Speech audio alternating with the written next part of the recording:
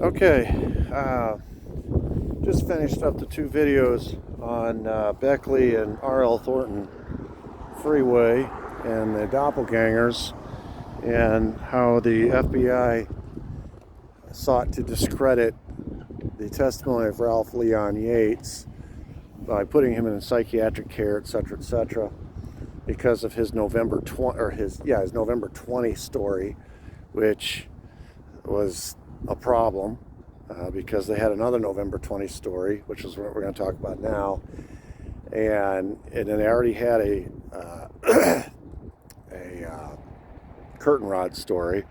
So these two stories they have to make go away. This is the story of Wayne January and the situation out here at Redbird Airfield.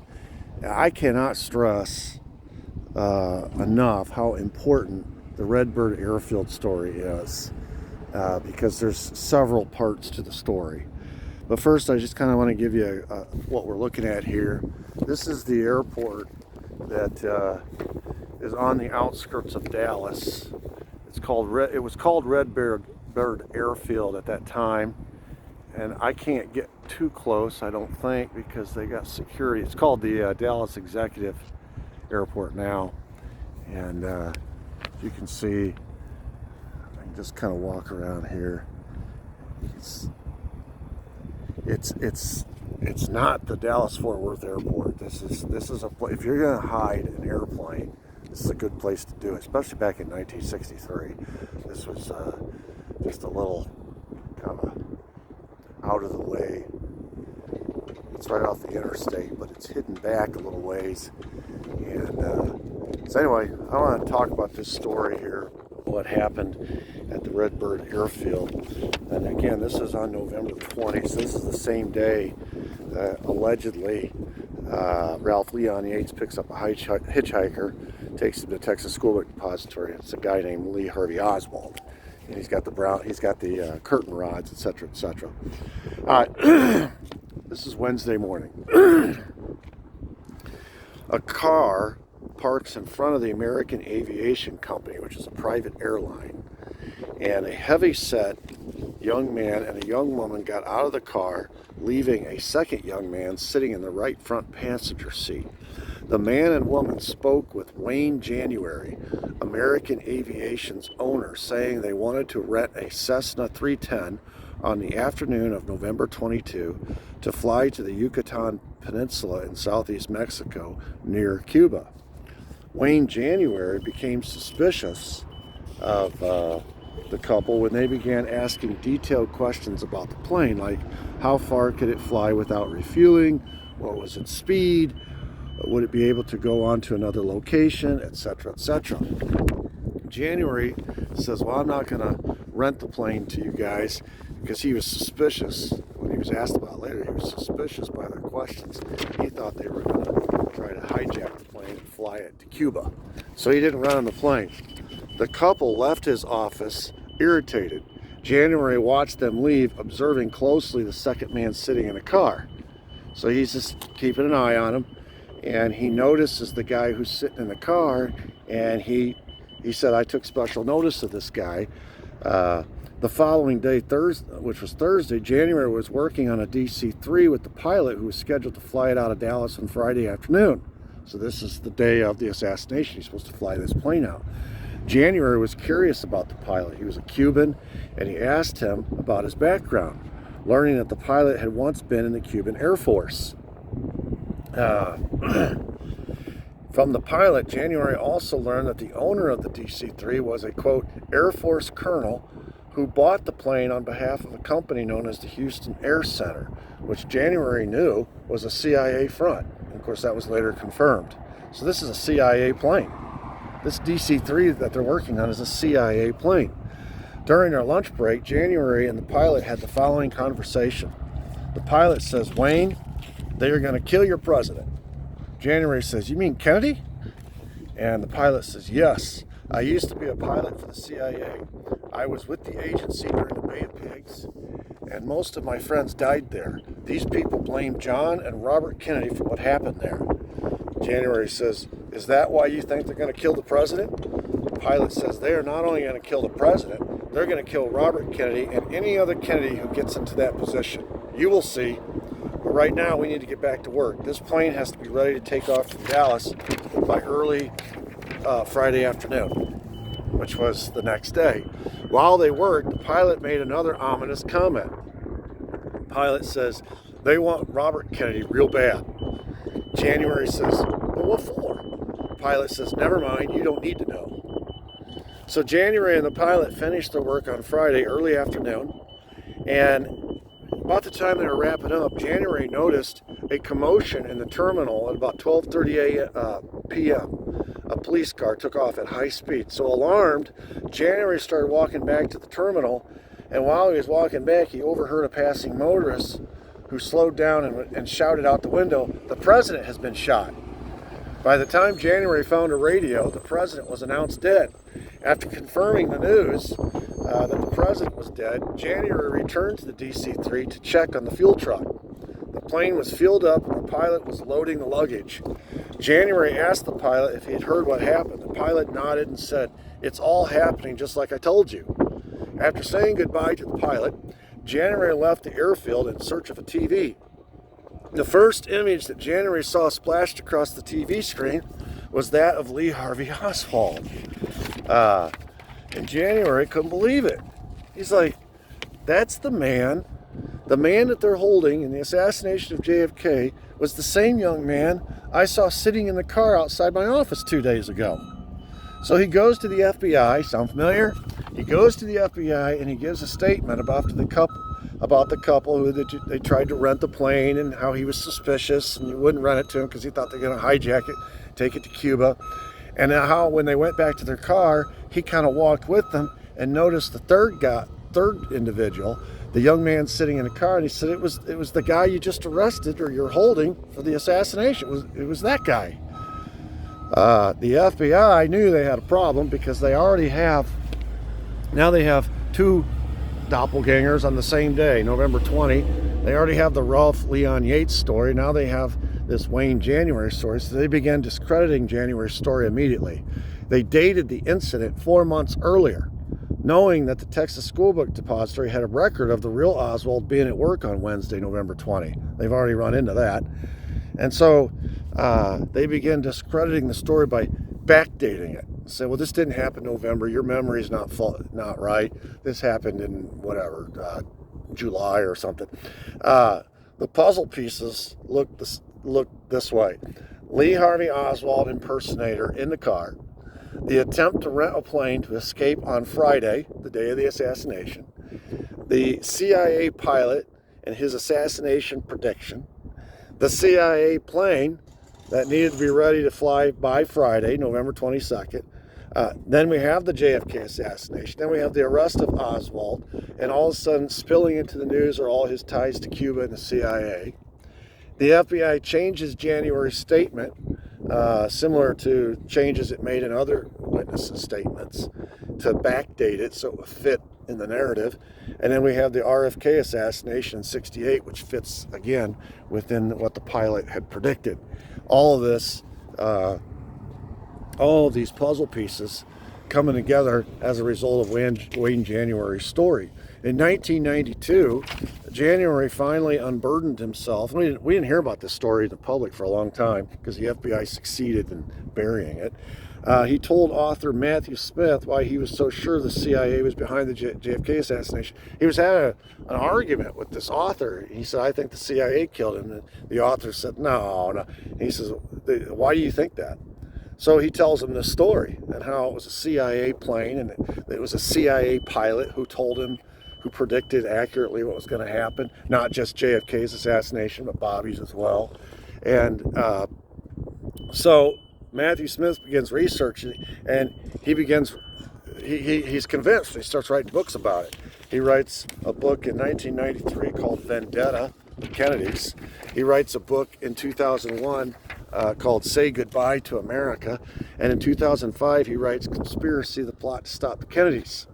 So Matthew Smith sort of brings attention to the Wayne January story by writing his books, and all three of those books had elements of Wayne January's story in it. The again, going back to my earlier statement about how these doppelgangers, they're trying too hard, and they're layering in too much doppelganger and too much incriminating, because now all these stories are overlapping and butting heads with each other, and you got two on the same day and two curtain rod stories. The November 20th Oswald encounters with Wayne January at the airfield and Ralph Yates on the interstate smacked of an intelligence operation, again tripping over itself while working overtime to scapegoat Oswald. In short, there's just too many Oswald sightings to be believable. And of course, the fact is, they're all incriminating. And now you got this duplicate curtain rod story, and in addition to this duplicate doppelganger story on the 20th. The story gets more interesting when you take into consideration a book that was written here recently by Mary Haverstick about ZR. You know, the story is about June Cobb, or her alias Jerry Cobb. Sometimes she was called June Corwin. And at the time she was writing this book and researching it and deciding to write this book, is because this lady June Cobb was was in NASA. She was one of the first female ladies to rise through the ranks and become, you know, that high up in the space industry. And so she was a pioneer. So she was writing this book to celebrate this lady's life. Well, as she gets into it, starts doing research, she finds out this lady, there's a lot more to her than just being in NASA. She was actually a CIA agent, codename QJ Wynn. Now, we've already talked about all these code names, you know, and you remember the Roscoe White story. And in his confession, he admitted to being Mandarin, and that Saul and Lebanon were in the Texas School Book Depository in the records building, and he, as Mandarin, was the shooter behind the picket fence. So this isn't unusual for a CIA agent to have a code name. Her code name was QJ Wynn.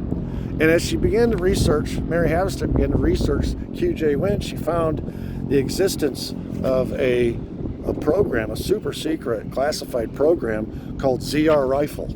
And ZR Rifle, you know, she really wanted to find the documents. And she found the creation document for this CIA super secret program called ZR Rifle.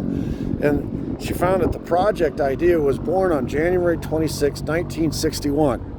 And there's a 9-page handwritten document by William Harvey and Arnold Silver putting together basically the construct of this program called ZR Rifle. This is the earliest record of ZR Rifle. The first paragraph reveals what would be the difference between ZR Rifle and executive action. Now, we found out in the 70s about executive action. This was the CIA program to assassinate foreign heads of state and use foreign mercenaries to do it. Turns out ZR Rifle is also an assassination program, but there's a key difference. According to the documents that Mary Haverstick produced, quote, agents will be spotted in several areas, including the United States, which means an aspect of ZR Rifle was being planned for America. It was very explicit that executive action was an assassination program against foreign heads of state, again using foreign mercenaries. ZR Rifle was a domestic assassination program using CIA assets. That's the difference. The project's cover story was that it was a code stealing operation. Anything Bill Harvey was involved in had to be an assassination program. That was his expertise. And of course, he ran executive action. Well, he's also running ZR Rifle simultaneously. And Harvey later admitted in testimony, the code stealing story, while partially true, had a dual purpose. If ZR Rifle had actually recruited an agent for assassination, or the targeting of any target, or the mounting of an operation, it would have been under this code stealing as a cover. So Bill Harvey's admitting it. Code stealing was just cover. According to the document, the project was housed in Harvey's Special Activities Division D, and the project's target would never be discussed. All ZR Rifle finances were routed through a Luxembourg station. Luxembourg at the time offered a secretive banking system that enabled hidden payouts to anonymous participants. So the CIA often used Luxembourg as a way to pay its assets because nothing could be traced either way, back to the CIA or forward to the assets. The project was signed off twice by the CIA's Deputy Director of Plans, the DDP, granting full authority to Harvey and Silver over its 3-year term. Two separate DDPs signed off on the project. One was Richard Bissell and the other was Richard Helms. Richard Bissell ended up being one of the top 3 guys in the CIA that JFK fired after Bay of Pigs.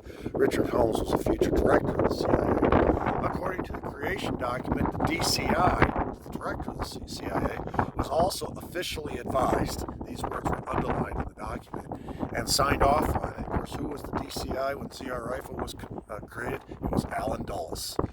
The document says that ZR Rifle will use already tested assets. That means CIA assets. They're already employed by the CIA. They're already tested. The document also says, this is the creation document, ZR Rifle should include provisions for blaming the Soviets or Czechs in case of blowback. Okay, that's why Oswald is going to be necessary. The document also says the cover file should be about RIS, Russian Intelligence Service, complete with a false 201 file, which is a CIA personnel file, implying that a CIA asset has come under Soviet control. So this is where Lee Harvey Oswald comes in, because obviously he's in the CIA. That's a long established fact. And the cover story, the narrative is going to be that he came under the control of the Soviets, and that's why he went to the embassies in Cuba and down in Mexico City, the Cuban embassy in Mexico City, and met with Kostakov and all these Russians because they were directing him. And he had come under the control. This is why they release all that information to the public. This part is ZR Rifle. That was the plan from the get-go. We're going to imply that this is a Soviet plan, which is why he's meeting with the Soviets and Kostakov, and that is one of our own assets who came under the control of the Soviets, i.e. Lee Harvey Oswald. A couple of questions come to mind Mary Haverstick posed. Number one, would blaming the Soviets work if the target was Castro? So a lot of people have tried to speculate that ZR Rifle was just another assassination program trying to target Castro. Well, if that's the case, why are you trying to set the Soviets up that they're involved? Why are you trying to set up an American asset, a CIA asset, as having come under Soviet control? The Soviets would have no motive to want to kill Castro. They're allies. Okay. Question two, would blaming the Soviets work if the target was an American on American soil? Well, the answer to that is clearly yes. It doesn't make sense if the target's foreign. It doesn't make sense if the target's Castro. It makes complete sense if the target's American, if the target's Kennedy. On American soil, an American target, specifically Kennedy. Now you can blame the Soviets. Now you can blame this asset who came under Soviet control. And now you can get this war that you want with the Soviets or with the Cubans, right? Because the American people are going to be so inflamed when they find out that this was all a plot by the Soviets using an American asset who had been turned and came under their control. And you look at the synchronicity of this. 10 days after these creation documents were drawn up, Lee Harvey Oswald, who at the time was in Russia, petitioned for his return to America. You know, cover stories always work best when they make sense. So here we have the American asset who's finished his job as fake defector. He's completed his mission in the Soviet Union, and he's just been sitting there waiting to be for his next mission. Well, they now know his next mission. He's going to be the asset set up to take the fall for this assassination program, ZR Rifle, and they're going to make him look like he's an American asset, which he was, turned by the Russians, now under their control, and that he is being directed to carry out this assassination of an American target on American soil. So 10 days later, it's not a coincidence that 10 days later, he petitions for his return to America after spending 3 years in the Soviet Union. He claiming to be a real defector, but he's really a fake defector. He was there on a mission, and his mission was consummated. It was successful, and so now it's time to come home because he's got a new mission. It's amazing. The creation document continues. Possible use of staffer for the direct action. Direct action always means to kill somebody in CIA lingo.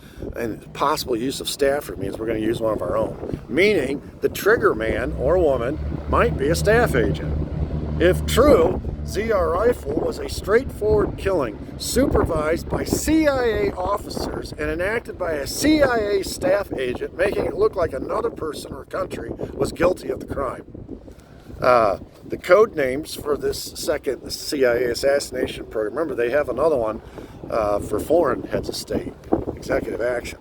So ZR indicates projects out of the CIA's Division D, tasked with developing an assassination unit. This is William Harvey's unit. That's what the ZR stands for. And the rifle stands for the Chosen Operations Descriptive Word. In other words, what we're going to use to carry out the hit.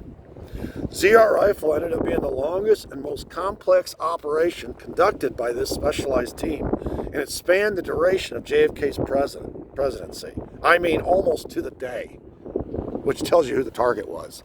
ZR Rifle officially was headed up by William Harvey, the CIA's resident assassination expert, and Arnold Silver. Now, in the 70s, during the Church hearings, Senator Frank Church is learning about this. He's learned about executive action, which was scandalous enough. Now he's learning about ZR Rifle, and he says, he's thinking out loud, and he says, quote, if the CIA already had a separately named operation, executive action, to assassinate unfriendly foreign heads of state, what was the purpose of ZR Rifle? And he never got an answer to that. But this is what Mary Haverstick's getting the answer to. And of course, executive action, we know by the CIA's own documents in the Church hearings, it was a European program recruiting European criminals for overseas assassinations. These were mercenaries. And they were successful. They took out Patrice Lumumba. They tried 600 some odd times to take out Fidel Castro. And there were others. That was executive action. According to the family jewels, which was those documents that got turned over to the church committee, it was a CIA in-house documents. William Harvey's own handwritten notes, and taken later in conjunction with Cuban intelligence, which we later got access to, ZR Rifle was an American program recruiting American assets, criminals, and CIA in-house assets for, quote, direct personal action against an American target. In other words, an assassination of an American target. Now look at the synchronicities again in this. ZR Rifle officially began in May of 1961, 5 months after JFK took office. ZR Rifle officially ended in April of '64, 5 months after JFK was assassinated. That's why it's clear who the target was. There was one target, and it lasted, it began 5 months, which ironically was right after the Bay of Pigs. Just like that pilot told me in January. Everybody's mad at him because of what happened to Bay of Pigs. That's when they started it in May. Bay of Pigs was in April, the very next month. And then it ended 5 months after he was assassinated. Clear who the target was. The codes, we already know the primary one. Remember, now Mary Haverstick is writing this book about June Cobb, and she finds out she's in the CIA, and she has this code named QJ Win, and as she's going through these documents, learning about ZR Rifle, she discovers that the primary agent in ZR Rifle was QJ Win. This same lady. The same lady. So now she's bringing the two together. ZR Rifle's base of operation was codenamed, quote, Germany, which she later interpreted through other documents to be Texas, and the ZR Rifle field of operation was, quote, Baden-Baden, which she later interpreted, again, through future other documents to be, quote, Dallas-Fort Worth. Just like Baden-Baden had a hyphen, Dallas-Fort Worth has a hyphen. So the synchronicities here are ZR Rifle was headquartered in Mexico City, according to the documents, which is the closest non-U.S. CIA station to Dallas, from where QJ Win could manage the operation. And sure enough, in 1961, June Cobb was deployed to Mexico City. So you're putting all this together, these puzzle pieces, and then in 1963, she moved to Dallas. And Bell Helicopter, the same Bell Helicopter that hired Michael Payne, Ruth Payne's husband. Ruth Payne, remember, was Lee Harvey Oswald's handler at the end. or her husband, Michael Payne, worked at Bell Helicopter. Well, it turns out in 1963, Bell Helicopter hired a Jerry Cobb. At the same time, ZR Rifle documents say that QG Wynn has found cover employment in the field of operations, which means she has now moved from Mexico City to Dallas-Fort Worth, the field of operations. That's how they put it together. And she got a cover job. They always get cover jobs. And her cover job is Bell Helicopter. And of course, they changed her name to Jerry. That was her employment records, to hide her real identity as June. So they're moving the people into position in 1963, just like they did Oswald in October. They gave him the job at the Texas School Book Depository. Remember, that was lined up by Ruth Payne. She got in that job, his handler. And Buell Wesley Frazier got a job at the Texas School Depository in October. Roscoe White got a job with the Dallas Police Department in September. All these cover jobs. Bell Helicopter also served as cover jobs for Michael Payne.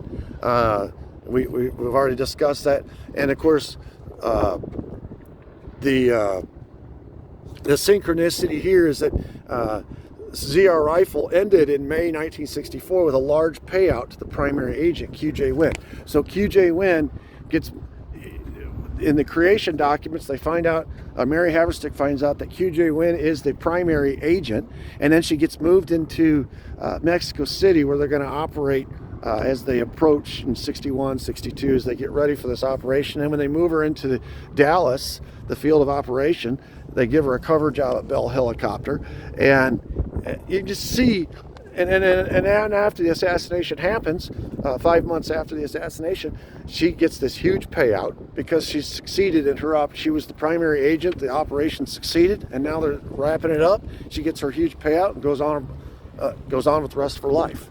And Mary Haverstick is discovering all this while she thought she was researching a NASA space engineer. It turns out she's researching a CIA pilot, a CIA asset named June Cobb, whose alias was QJ Wynn. Now you say, what the hell is that? Does this all have to do with Redbird Airfield? I thought we were talking about Redbird Airfield.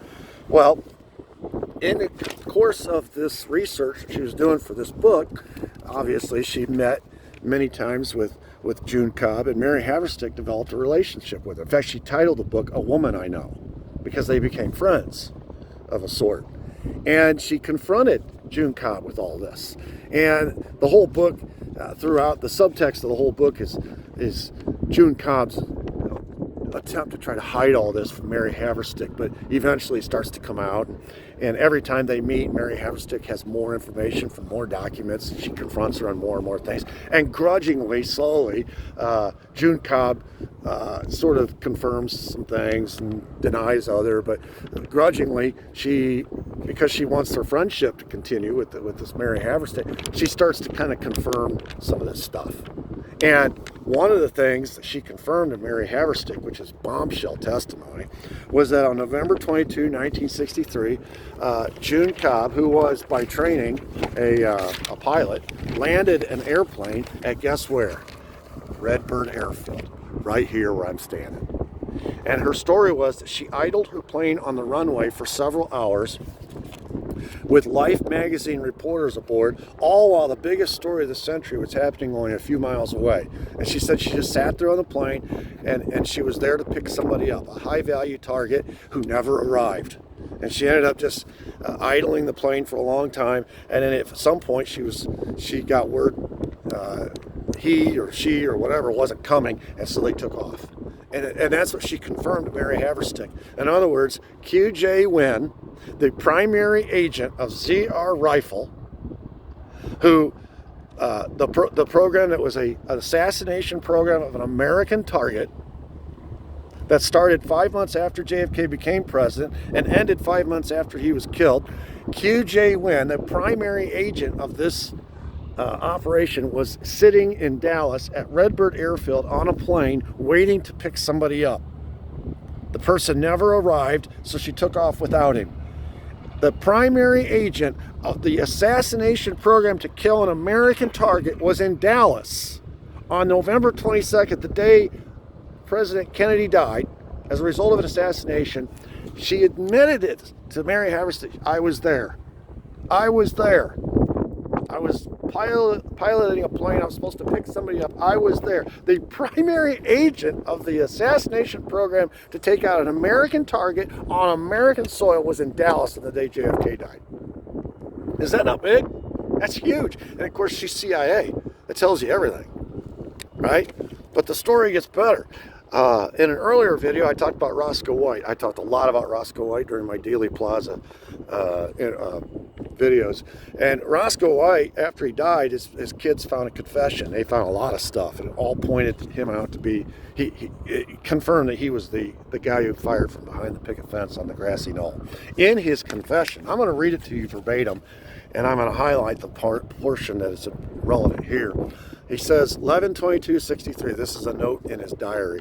Lebanon, code name, was on the 6th floor of the Texas School Book Depository. Saul, code name, was in the records building, and Mandarin was behind a stockade fence. And of course, because of the O&I memos addressed to Mandarin with his military ID next to, we knew that Mandarin was Roscoe White. Shots fired from upper buildings were for diversion purposes only. Shots fired, target hit. Shots from fence, definite hit. Talking about his shot. Man on other side of fence in the way. That's the story of the guy who was photographing the motorcade has come by, and he was standing in the way, and they had to move him. You know, I can't remember the guy's name. But I did a video on him as well, but all the names are running together. Anyway, man on other side of fence in the way. Shots again from the upper buildings, no hit. Target open, fired, definite hit. Talking about his shot. Gun retrieved by man to the side, took to rail car area, whirled over fence, took man down to protect myself, ran around back of fence, down the embankment to the car. All of this was corroborated, by the way, by Ed Hoffman, the deaf mute who was watching along the fence line, by Lee Bowers, who was watching from the railroad tower, and him running down the steps, coming out from behind the picket fence was confirmed by the police officer who ran from the motorcycle up the embankment, also by Beverly Oliver, who came up and said, oh, it was Geneva White's husband. I saw him come down the steps. And they were all in the seconds right after the assassination, shots were fired. He says he ran around back of the fence, down the embankment to the car. Then he drove to Oak Cliff, met officer, told officer not to drive by house. Something was wrong. Forced to take out officer 10th and Patton. That was Tippett. Backtracked the car, drove back to the area to take out other passenger. Here's the relevant part. This is all part of his confession. Quote, failed to transport subject to Redbird. Realized what a mistake I had made. Back to DPD awaiting information. In other words, Roscoe White had several jobs that day. One job was to, obviously, to shoot the president, which he did. He succeeded in that. Another job was to